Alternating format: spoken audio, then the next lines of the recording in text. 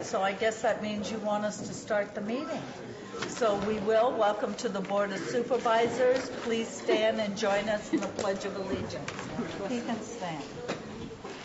I pledge allegiance to the flag of the United States of America and to the republic for which it stands, one nation, under God, indivisible, with liberty and justice for all. Thank you. And then when Mr. Thomas comes back,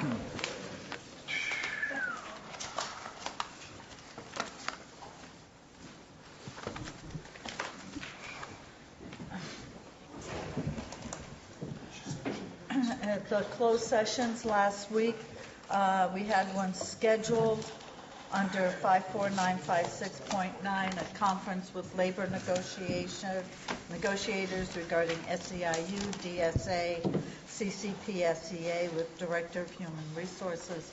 That meeting was canceled.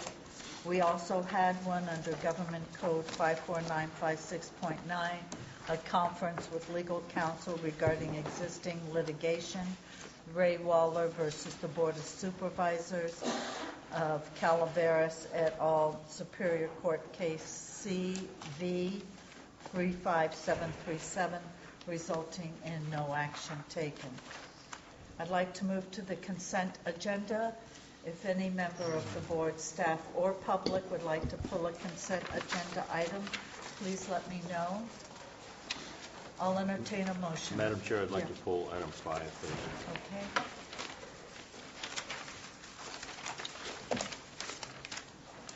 And I'd like to move the balance. Second. All in favor? Aye. Opposed? Passes on a 5-0. Thank you. Item 5, Mr. Thomas. Okay. Mr. Barr, can you come forward, please?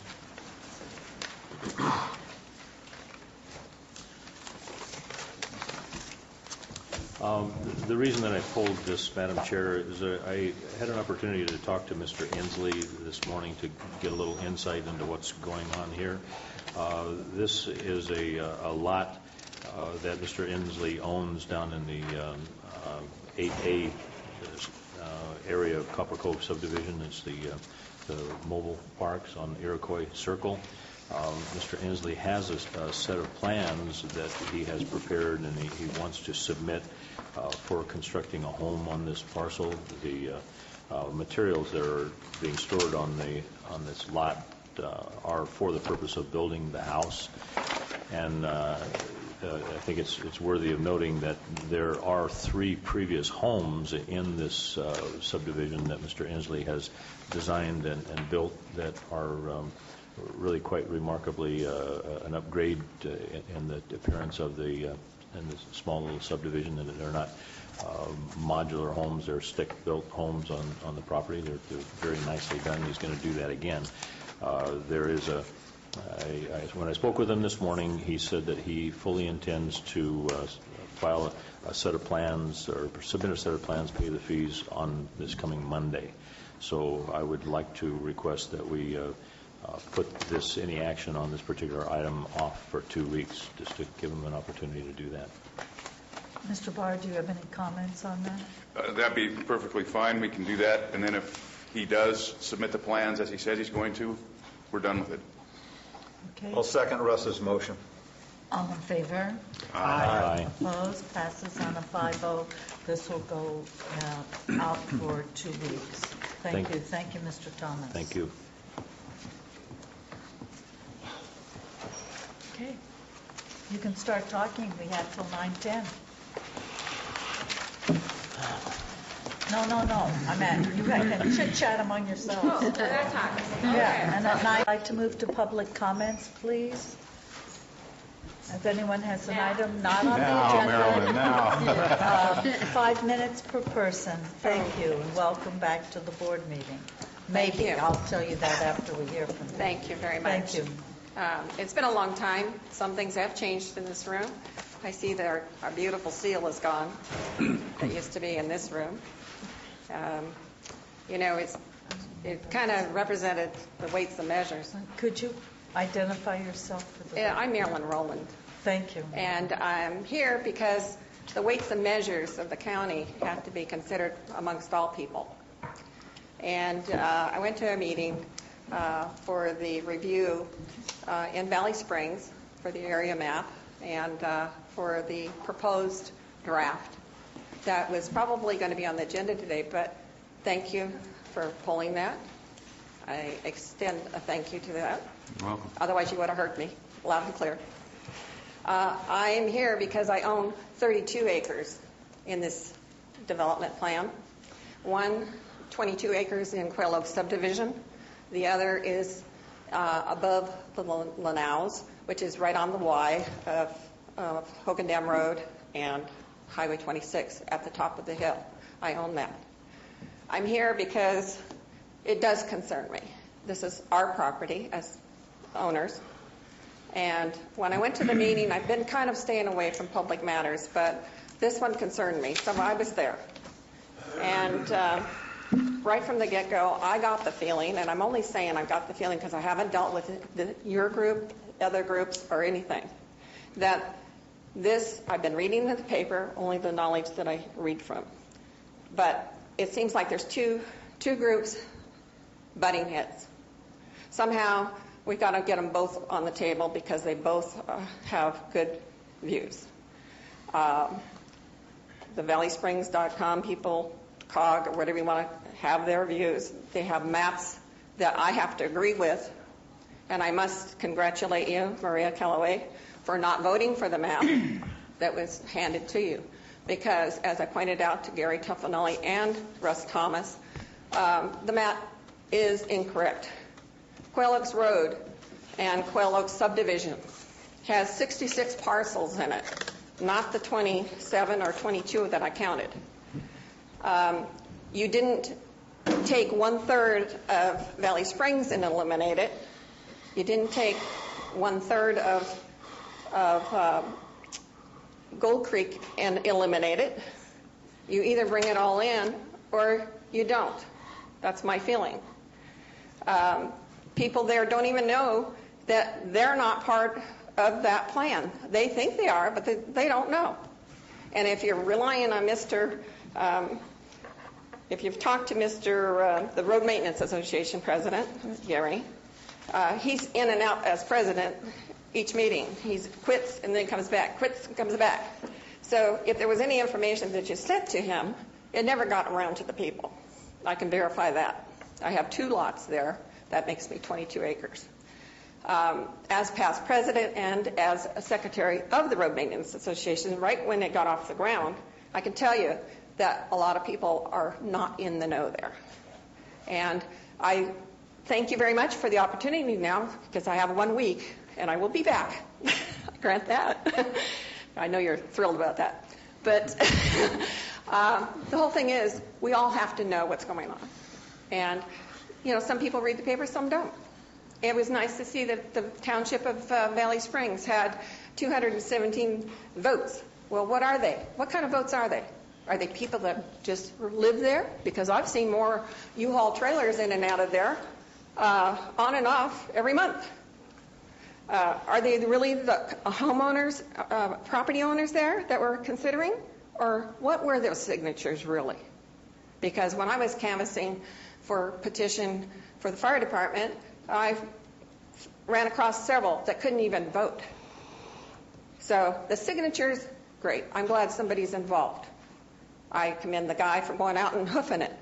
But I've hoofed a lot of country to get my point across, as this board knows. And I go out to the rural. I go into properties, and I talk to them. I don't just walk in a small little area and say, oh, we've got one of the biggest and the largest amount of votes to get this thing passed. Well, I'm concerned about downtown Valley Springs, the old township, but that's what it is. It's an old township. And the other areas are going to have bypasses through them. There's other concerns. And everybody should be in the know, and not one piece of property should be left out of the Quail Oak subdivision. So I commend you for that map rejection. Thank you. And you have 30 seconds. Okay. And that's all I want to say is that I will be back with signatures and we will have a say in our subdivision. And I'm glad that you held it off, because I think it's important that everybody be considered. Thank you. Thank you. Does anyone else have anything they'd like to comment on this morning? Yeah, David White, Bonanza Mine Way, Angels Camp. My concern, or looking for some information, really. I see that you had pulled the agenda on this tractor that they were talking about buying for, I guess, almost $400,000. And I understand it's to replace that old John Deere that is down at the dump. Is this correct? David, we're going to be discussing that. It'll be item 10 after public comment on the agenda. If you'd like to wait till then, or Okay, if there's something else. I didn't see it on there. Oh, I'm sorry. We had a revised agenda because last week when the agenda was out, we wanted to move it to this week. Okay, I stand corrected. No problem. Nope. You were right. It was not on the original agenda. Thank you. Does anyone else have an item?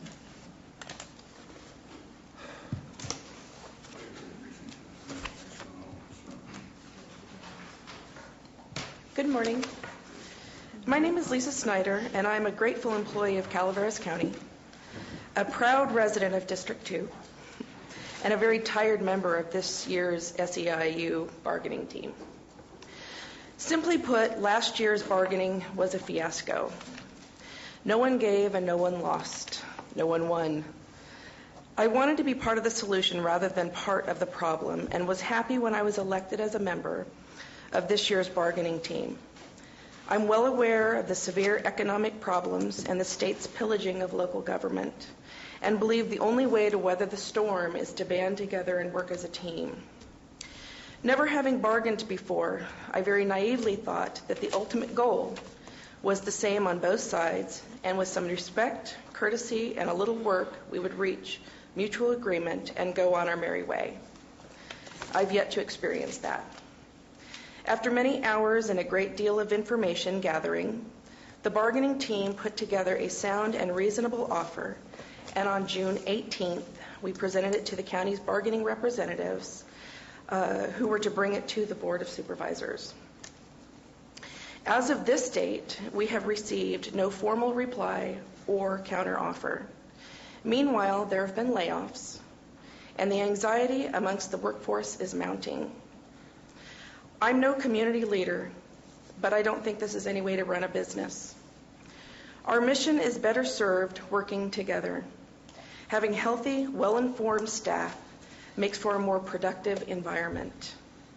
Even if this means telling our staff that we have unanswered questions about this or that and are looking for more information. Putting the entire workforce on hold while waiting to see what the state and all of its mismanagement is going to do is only creating a fearful and hostile environment locally. I ask that you express your interest in a very important asset this county has, its workforce. And please read the entire June 18th proposal and respond to our bargaining team without further delay. Thank you. Thank you, Ms. Snyder. Are there any other public comments on items not on the agenda? Good morning, Bonnie Newman from Double Springs. I promised to finish my story about Gila monsters last week, and I will do that today. If you recall, Bonnie was a little girl who found a Gila monster on her porch, and with the help of the neighborhood kids, we exterminated it. My dad was very upset because he told me, don't hurt anything, and I hurt a mammal. He had to teach me a lesson. So he told me we need to look for the other Gila monsters. I didn't know there was other Gila monsters, so he said, well, let me tell you what happened at camp. He had a mining claim, and he was sitting out in camp. He'd rustled up some grub. He was sitting in his chair, and he looked over on the hill, and he saw something moving. And it was real far away, and he couldn't tell what it was. He thought it was a bunch of ants moving, and he was sitting there looking at it, and it was getting closer and closer, and pretty soon he could see it was a whole bunch of Gila monsters, a whole herd of Gila monsters coming towards my dad, where he was sitting in his camp. So he jumped up and he got in the car because he was afraid of Gila monsters, and he kept peeking out, and these Gila monsters were getting closer and closer. And he said, okay, that's it. He rolled up the windows and he got down in the car and he was hiding. And pretty soon he heard something. And he peeped out and they were crawling up the car. Well, the truck. They were starting to crawl up the truck. He got really scared. So he told me he fired up the engine, he started driving, and he was running over all these Gila monsters, and they were really angry, and they were biting and chewing at the tires. So he started speeding up. And this is what he told me. I went 100 miles an hour from Barstow to San Bernardino, from Riverside to Fullerton. I looked in the rearview mirror and I could see Gila monsters bouncing off the truck, hitting the pavement. He says, I thought I got them all, but I guess I didn't, so we better go check. So we got a flashlight, and he made me look in the wheel wells, and we looked in the hood, and we're looking for all those other Gila monsters that hitched a ride on my dad's truck, and we couldn't find any. And because all the neighbors were involved, everybody knew what a Gila monster looked like. And I can't tell you how many years we looked and searched for Gila monsters in the neighborhood. We'd be outside playing jacks, and somebody'd rattle a bush and go, Gila monster, and we'd scatter. Adults would talk about, you better clean out your garage, you got a colony of Gila monsters in there. It was a big joke. But it wasn't just an urban legend, it was really true. There was Gila monsters right in the middle of Los Angeles. I tried not to hurt any animals ever again. I ran over a cat once and I just killed me. But as I think about me poking at those Gila monsters, it kind of reminds me of me poking away at the public authority. I know I probably shouldn't do it. It's probably not a good idea, but I just can't help it. I said it before, I'm not a real smart person. I know I'm getting stupider every day. By the time I'm 70, I'm sure I'll have early-stage Alzheimer's, but I'm smart enough to know that there is something wrong in the IHSS Advisory Board and the public sorority. There's something wrong, and I'm not smart enough to figure out what it is yet. And that's why I keep poking away at it. Thank you. Thank you, Ron.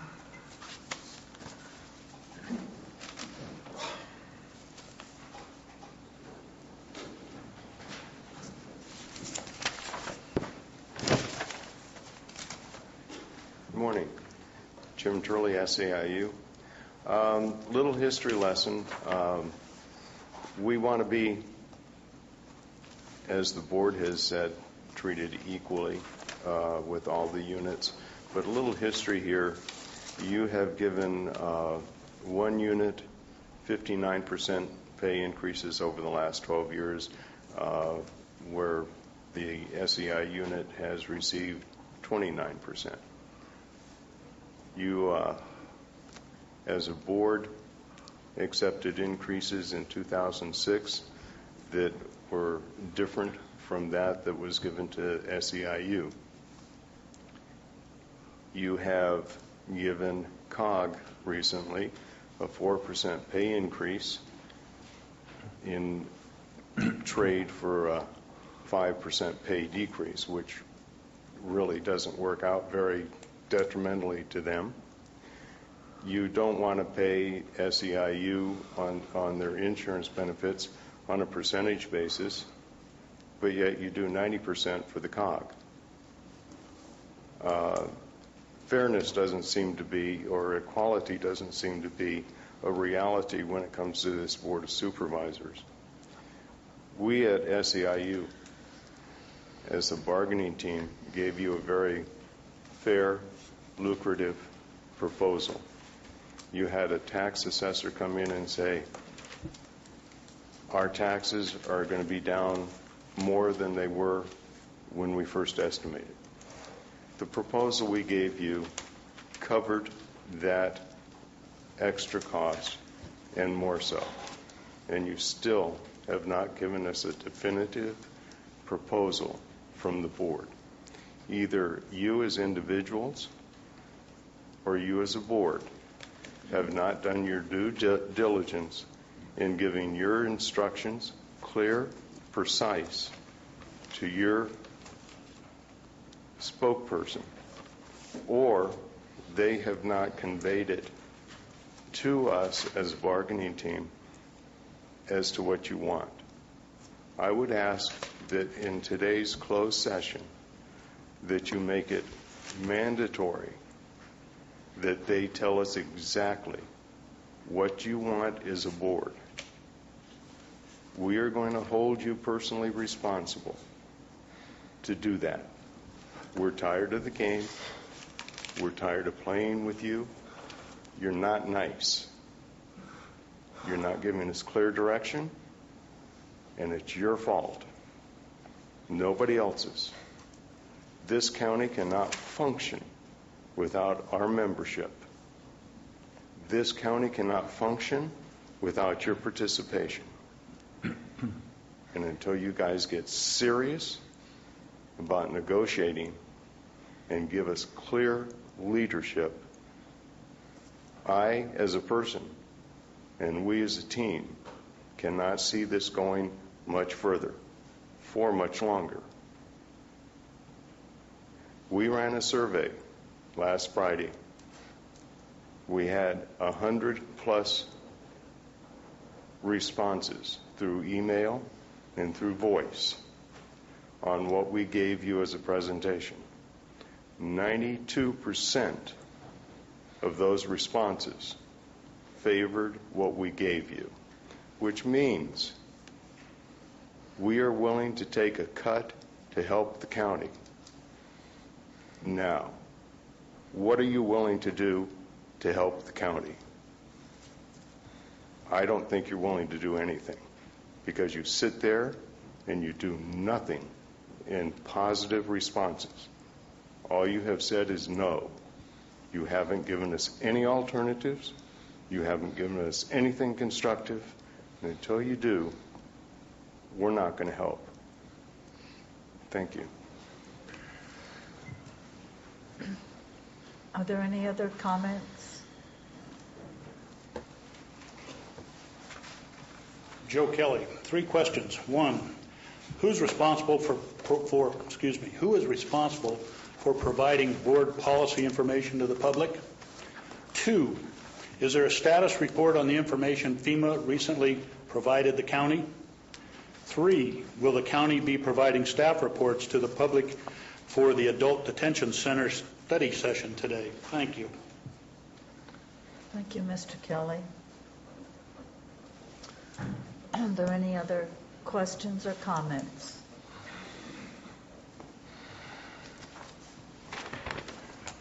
Darren Spellman. I had a question and a comment. Today during a study session, here's on the agenda here, a request for special event permit fee waiver or reduction. I would point out that I would ask the board to consider this based on the comments that Mr. Thomas has made in regard to this. Did you want to discuss that when this item comes up? That's an open discussion, Mr. Spellman. I can if you'd like me to. That's on the agenda. Okay, So sure. you can discuss your comments at that time. Sure. On that. You bet. Thank you.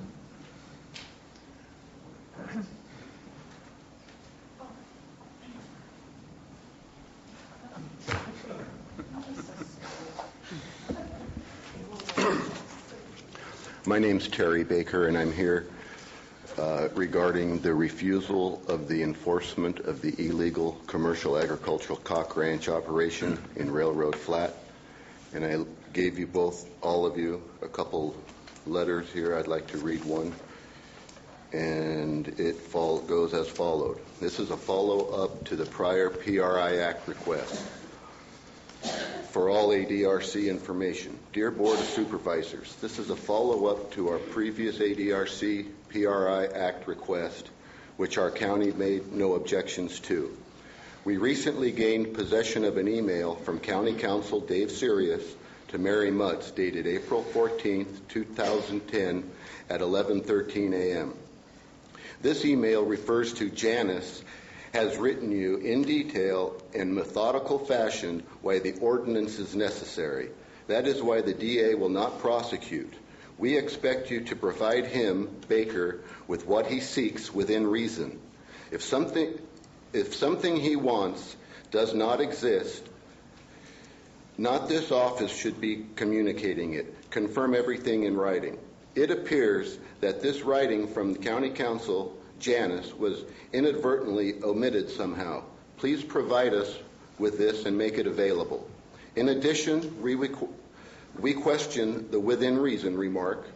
When coupled with the next sentence, it could appear that County Counsel is suggesting that Ms. Mutz can actually withhold public documents as instructed by County Counsel. This would be wrong and justified under the circumstances. Please see to it that County Counsel clearly explains the PRI Act situation to Ms. Mutz. We are entitled to all documents and information, and we'll get it. Any reasons why the DA won't prosecute someone in this matter are extremely important to us, especially when the DA wrote a contrary letter. Dave Sirius tells Mrs. Mutz that the state law civil code section 3482.5 actually exempts Ms. Redmond from citation and enforcement without a court determining the matter.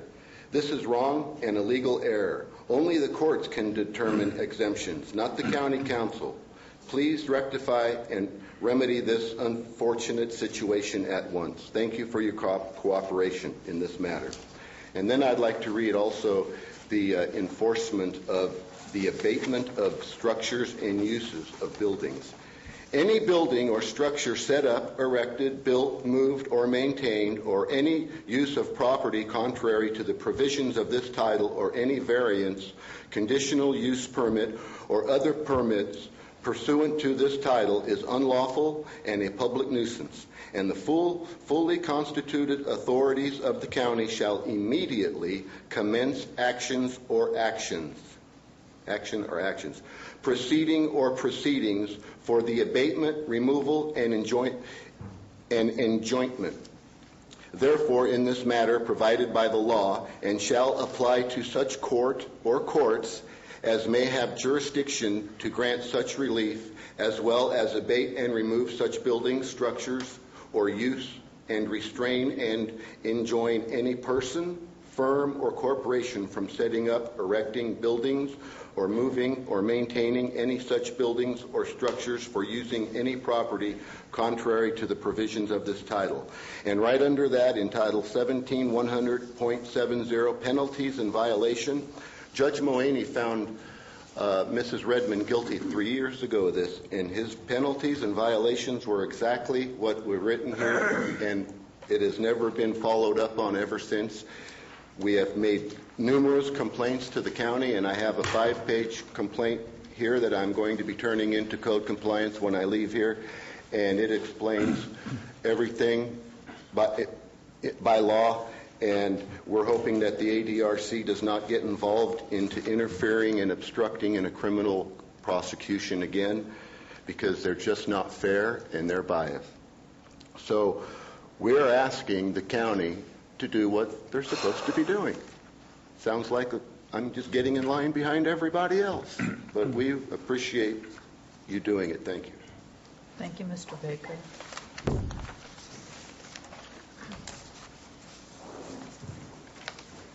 Marty Crane, Valley Springs. Good morning.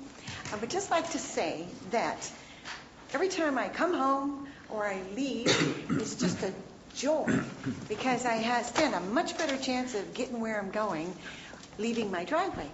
I live in Rancho, And the road goes like this, and we're the first driveway right there. When you come out, it's a blind curve. When you're coming up, it's a blind curve. And there's, I forget what they call it, but there's like little sinkholes or something underneath the road, clay, whatever's, I'm not quite sure what it is. But they, over the years, we've been here 20-some years, I'm a newcomer, but they keep patching it, it sinks, it chips out, big potholes, boom, boom, boom, boom, boom. It's like an e-ticket ride at Disneyland. So, of course, when people go up the road, they don't want to go through all of that, so they ride on the wrong side of the road, fly up the road. Of course, people are flying down the road, and it's an obvious potential for a head-on. So it's been a huge safety issue for years. So they recently patched everything. They filled in the ditch, or whatever you call it. They created a culvert to drain the water off to where it needs to get instead of undermining the road. And then I think they call it, they capped it with like they repaved it. So it's just, you could almost ice skate it. But anyway, what I wanted to say was I stopped and thanked them, and I'm going, hey, my tax dollars at work. And he said, it's your CSA money. And I went, oh. So there's, people say things and rumblings and stuff, and then it gets repeated and changed and changed. Before you know it, Mr. Thomas is absconding with money and stuff. But I got to say, thank you. Thank you. There's an awful lot of people that live up there that are very grateful. And so as residents of Rancho, I appreciate that. Thank you. The Band-Aids weren't working. So thank you. Thank you, Ms. Crane. Thanks, Marty. Are there any other persons wishing to discuss something not on the agenda? Well, you didn't have to leave before. No, I'll come back for that matter, but I just wanted to tell Mrs. Crane she did an excellent job campaigning for Russ. This is not a campaign area. That's fine, Marty. That's fine. Does anyone else have any item they'd like to discuss not on the agenda? Do I have still 1 minute? No, you have 30 seconds. I would just like to ask my supervisor if I cannot have a complete set of those documents, and particularly the maps. I told you I would get you a copy, yes. Right. So, yes. Okay. Okay. You can also go to the planning department right now, and they will make you a copy. No, because you Or told me they'll at the charge meeting you you for would it. give them for me, so. I did tell you I would get them for you. yes. Right, and I'm going to hold you to it. Okay. I want them right out of your hands. Then would that way I know Marilyn? it's the copy. all right. I would Marilyn. expect you to, Marilyn. Thank you. Thank you. Bye-bye. Have a great day. Does anyone else have any item they'd like to discuss not on the agenda? Okay, I'd like to move to item 10. This is an item that we postponed until this week. And I believe the board should still have their copies from last week.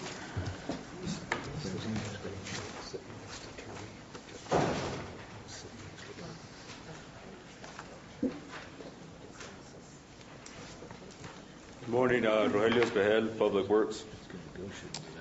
We were here last week talking about the tractor for the Rock Creek landfill, and as per your guys' direction, it was asked of Public Works to go back and research buying a used piece of equipment, which we did, and we found that it would cost more to buy the piece of equipment than go get the one that we spec'd out. The cost of the piece of equipment that was brought to us was $285, no taxes, no shipping. To retrofit that piece of equipment was $191,000 to add to that price, bringing that piece of equipment to $500,000. Do you have a copy of the analysis that you sent each of the board members? Yes, I do. Could you please give it to Mr. White? So he could see that, because he has some questions. I have other copies if anybody else Okay. needs one. Do any of the board members have any questions or comments they'd like to make on the analysis that was sent to each of us? Mr. Thomas. Yes, Rogelio, thank you very much for preparing that information. It's quite obvious that it would not be prudent to spend $191,000 to tack on some equipment that might be available on a brand new machine. But yesterday I sent you an email suggesting that we look at the cost comparison on a John Deere waste handler that I also found it on the website for John Deere. Have you had an opportunity to look at that? That was done already prior to coming here last week. That was already done. The reason we elected to go with CAT, we have all the software to tap into it. If we go buy John Deere, we're not standardizing our equipment, so we have to go buy more software to be able to diagnose if something goes wrong. We have to keep more parts in stock. So we looked at the whole picture of how much it's going to cost, not just the initial cost of the piece of equipment, but what it's going to cost to keep that piece of equipment running. Well, I noticed in observing your fleet that was out in Rancho Calaveras subdivision that you do have a lot of John Deere equipment. You've got. We have 4 pieces of John Deere in the whole fleet. Those are the graders? There's 2 graders and 2 backhoes. Okay. Well, I still am not comfortable enough for my own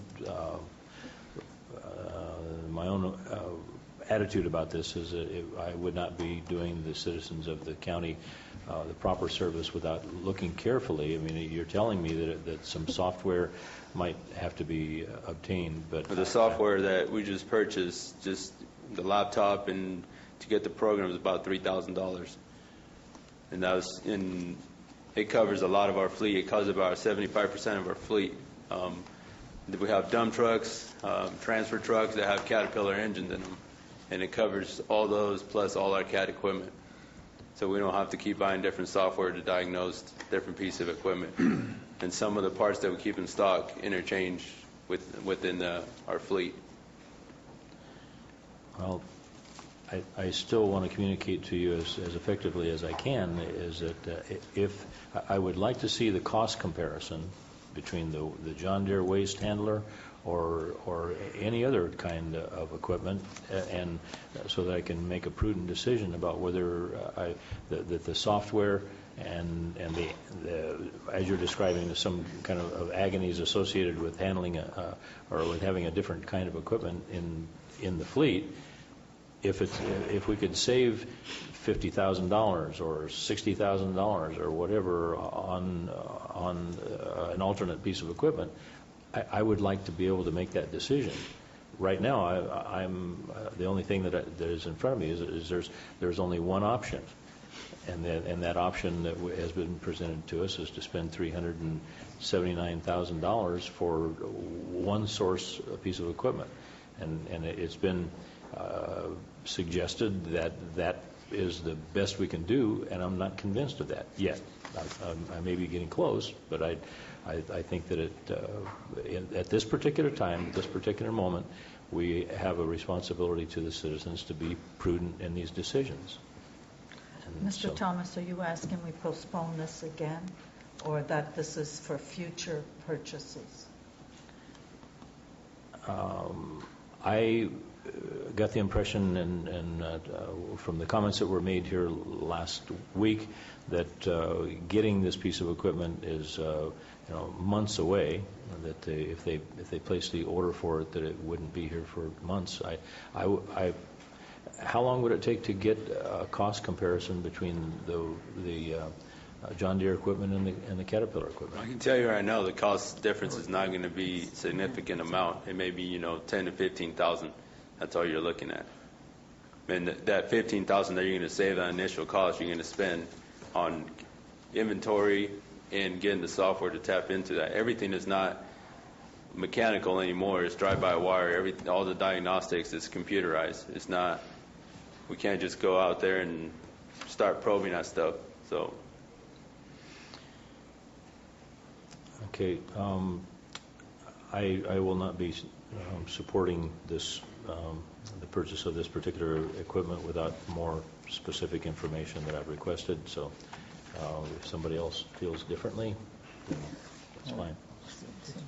I also, as you recall, last week raised questions about how we go about analyzing this, and in the intervening week, I've come to recognize that you actually had, although you didn't share it with us, you had analyzed this in great detail.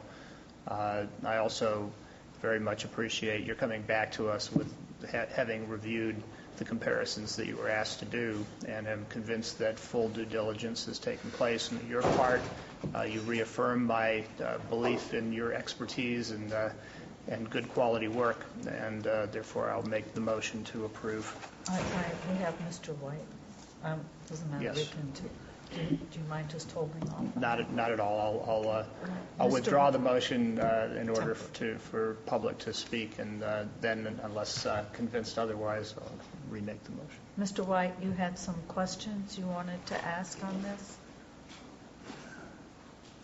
Yes. I'm looking at this. I haven't digested what he's got here.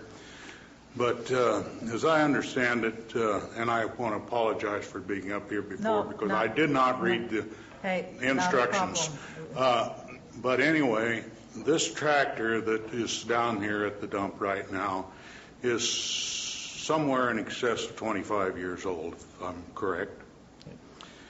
And it's got somewhere around 10,000 hours on it. Is that correct?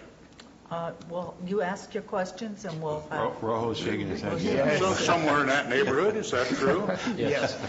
Okay, given 20 years old, that's 5,000 hours. 500. Or 500 hours a year. Somehow, spending $400,000 for a tractor doesn't compute. Not at that rate of hour usage.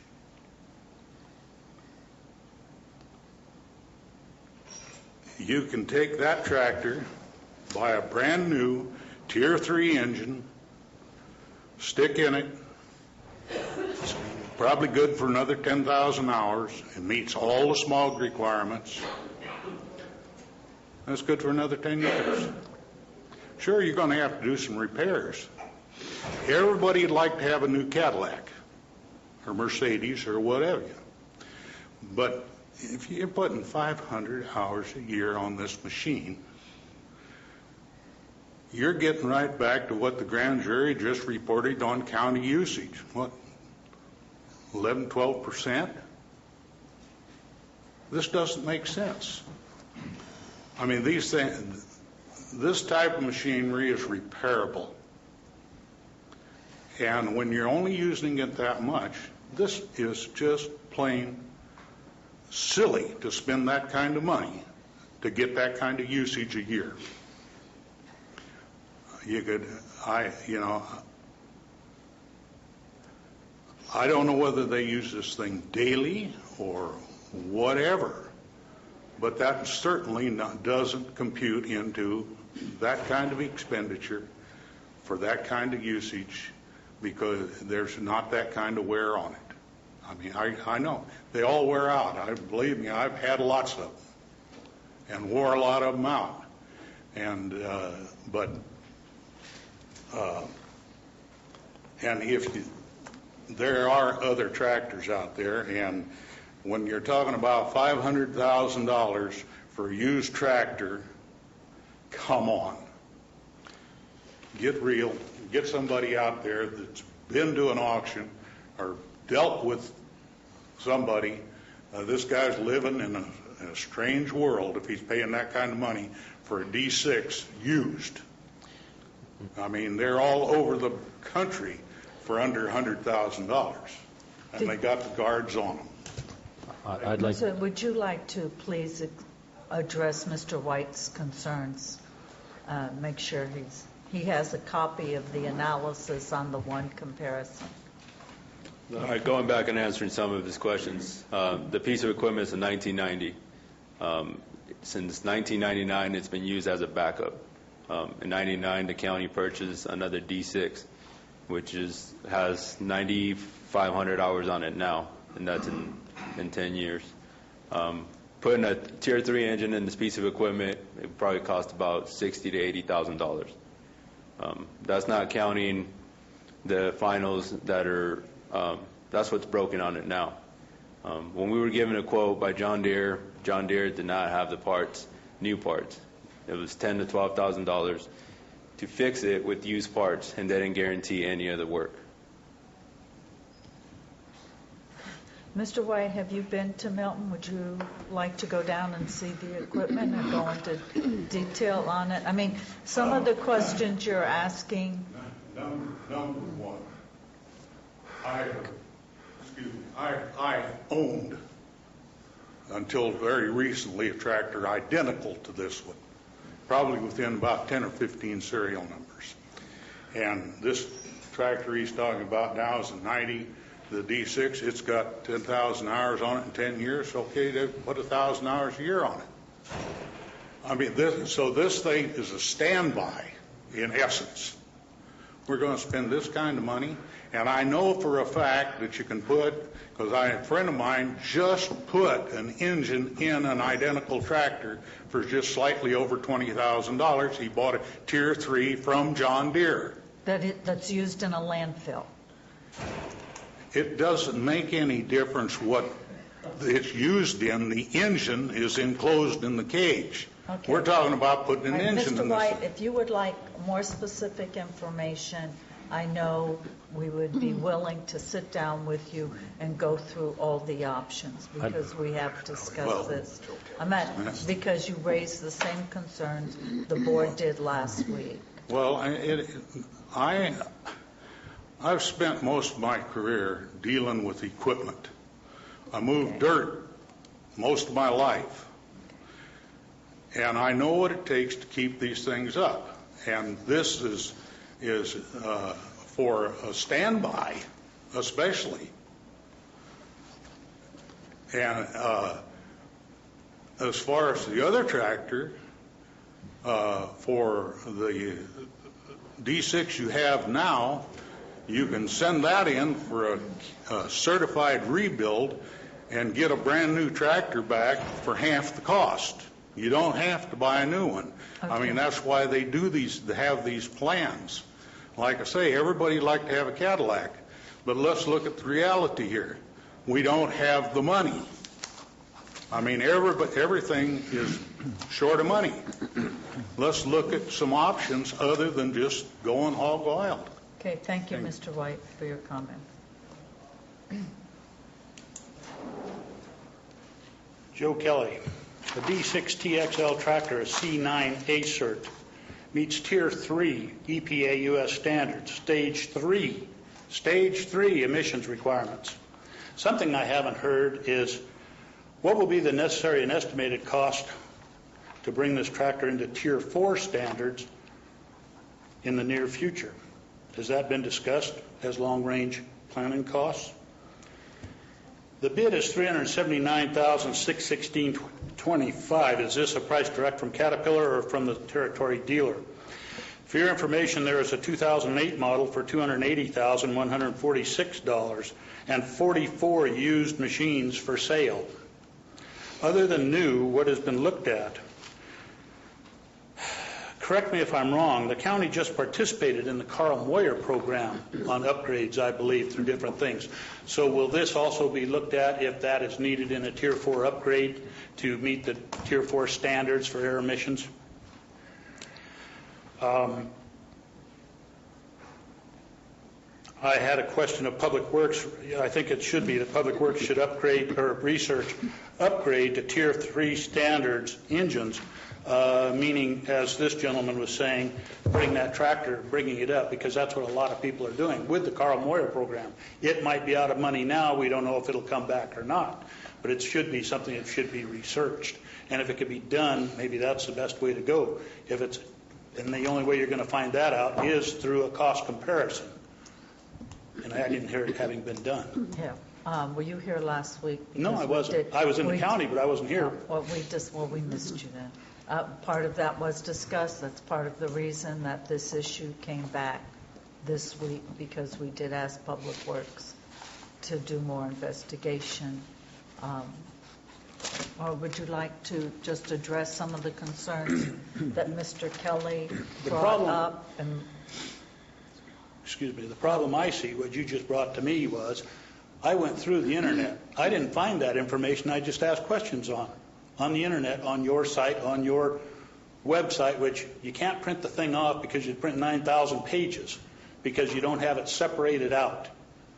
So, we come in here having to act stupid because you don't provide the information. We get here and ask questions, and the information still isn't provided other than a verbal discussion rather than a written availability of information. Mr. Kelly, we don't write detailed notes. If you'd like copies of the minutes, you can get copies, recorded copies of the minutes from the clerk. They've been available for years. It's on the pinetree.net, records the minutes. I understand your question, but we don't write verbatim everything that happens. Now, the point is you have some questions on this. We're asking Public Works to try and address your questions. And if you would like to meet with them one-on-one, we can arrange that also. Well, I would say maybe a little more information on staff reports should be available to the public. That's my request on this thing. Thank you. You're welcome. Well, did you want to address Mr. White? It's Public Works is trying to answer a couple of Mr. Kelly's questions. On the Tier 3 that he brought up on the certification, when it comes up, it's a percentage of your fleet. It does not mean that you have to start at your newest piece of equipment. So when it comes up, we're going to plan to get rid of the older equipment, which is costing more to keep up. And that's the way we're addressing that. Thank you. Did you? I have a couple questions for you. Number one is, what do you anticipate the annual hours for this piece of equipment? It's going to be about 1,000 hours a year. About 1,000 hours. So is it used every day? Yes. It is. Is it a backup, or will it be the primary? This would be the main dozer. And then the one we're currently using will fall back into a backup position? Yes. And the other one will be discarded then? Yes. Or junked, whatever. Surplus. We'll go to scrap. Right. Okay. Why 1,000 hours a year? That's like 3 hours a day. Why is it used so little? Isn't it? It seems to me it would be used sort of constantly during work hours. Is it just used at the end of the day, or? They use it throughout the day, and right now they're actually picking up the usage because they're closing the upper cell, so they need 2 dozers to make the job happen. They're actually picking up the usage. They're changing their operations a little bit down there. Once we close the upper cell and we just are operating with the current cell, then this will be the primary piece of equipment, but it only needs to be used about 3 hours a day? Or no, they're actually they're moving a lot of dirt in the back of the landfill. So it will be used more? Yes. So they keep asking when it's going to show up because they need another dozer. So, I mean, they're getting ready to go rent one right now. We're going to rent one now? But okay, thank you. I have a couple of questions. Rogelio? Is that Rogelio? In trying to gather information for this decision, it's come to my attention that the John Deere tractor that we're replacing wasn't, somehow or other the geometry of the tractor was such that when you tried to pick up that Tarpomatic machine in its entirety, that it would go over on its nose, and so you couldn't use the entire $80,000 piece of equipment, the Tarpomatic that we bought. Right. My one question is, will this new D6? Yes, all that was taken into effect. Okay. And then, if I remember correctly, you said last week, either you or Mr. Garcia said that the salvage value of this John Deere is anticipated to be about $3,000. That's what John Deere would give us as a trade-in. I've got several people lined up to give you $4,000 for it. By all means, it's county's money. And you said that the problem is the final drives. That didn't the undercarriage on this tractor get worked on substantially in the last few years? No, that was the other dozer. The other one? Okay. All right. That concludes my questions. Okay, thank you. I did have one. Mr. White, I believe, raised the question of what the efficacy of replacement of an engine or some piece of this equipment might be, and I expect that you probably have already considered that. I'd be interested in your thoughts on that subject. We actually, when we did the car motor grants, on the loaders that he brought up and the cat grader that we brought up, there were $22,000 just for the filter. That was no engine involved. So you've come to the conclusion that it would cost more. Right, you have to not get it. just the engine, that there's a lot wrong with this thing, that it's breaking down, and that at this point the cost of repair would be more than the cost of a new one, or so close that it doesn't make a difference, or what's the thinking here? We'll fix it now, but later down the road it's going to break down and something else is going to break. We're talking about a 1990 dozer here. If it was a 99, we'd be probably talking about something else. All right. All right, Public Works, we asked them to bring this back. We asked for an analysis based on the concerns that the board had last week. Unless the board would like to move this out, I recommend that we either take action to approve or not approve. So, Mr. Walensky, does your motion still hold? It does. I'll second the motion. Any other questions or comments from the board? All in favor? Aye. Opposed? No. Passes on 3-2. Thank you. I'd like to move to item 11.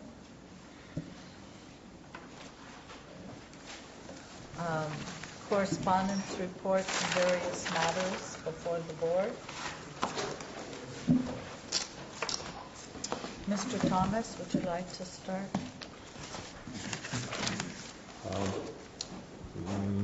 Supervisor Toffanelli and I will be attending hopefully if we can get out of here early enough, we have a 2 to 4 meeting with the Corps of Engineers regarding Cosgrove Creek. And that's the only thing that's on my agenda for this week. Mr. Toffanelli. I will be attending this meeting today at 2 o'clock at CCWD Boardroom. That's all that's on my agenda. Mr. W. I have the Family Support JPA at 1 o'clock on Thursday. Is that still on? Yes. And that's all I have to report in terms of meetings. I also wanted to ask the board for your indulgence. We had talked about the UMRA participation in the Joint Powers Act for the Upper McCollum River Watershed Authority and the cost associated.